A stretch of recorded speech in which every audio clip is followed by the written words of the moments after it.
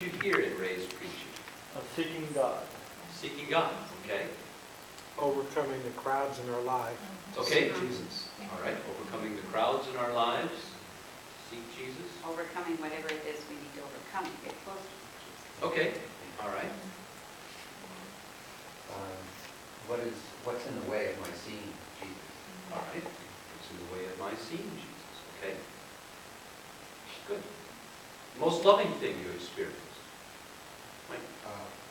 That's what I thought was most loving, to make me look at things in my life that are keeping me from seeking God or seeing God. All right.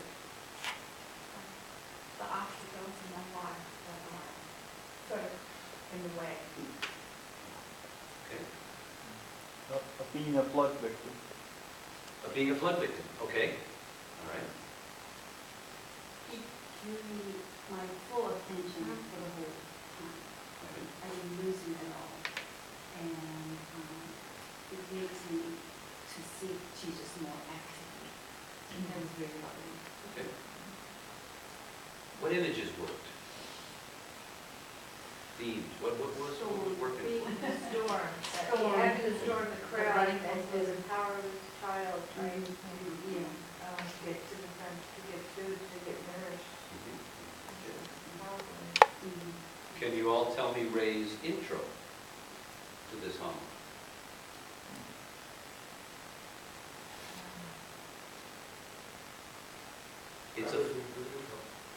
It's a fascinating thing for us to hopefully begin to look at.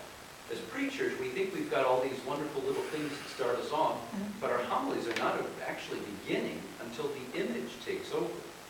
I will walk away from this homily with a little boy that can't get food because of all the big crowd around him.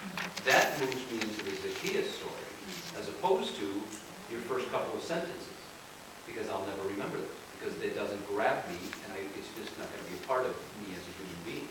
But I will never forget thinking of little Ray running around trying to get food after a big storm. Does that make sense? There's something, it's a visual thing. And that moves us more into Zacchaeus than your first couple of sentences. Think of that when you're preparing homilies. It's happened so many times on things we've heard today. Okay?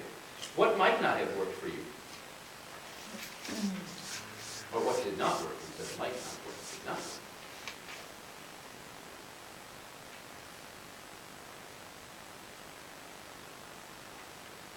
You there okay?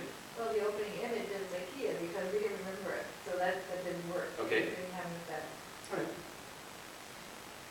All right, then I'll give you a couple. Nobody else will give you a couple. I think.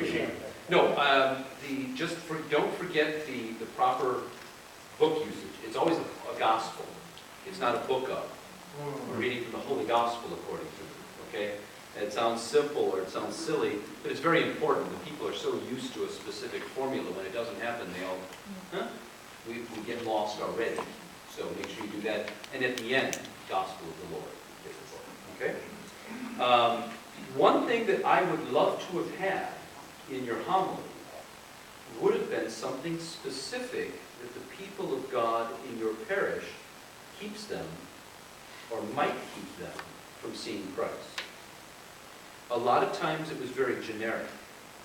But what's going on in the lives of your parishioners that might stop them from seeing God? In other words, it's not their physical size, but it's the money we have. Or it's the fear of a nuclear war. Or it's an election coming up and whatever.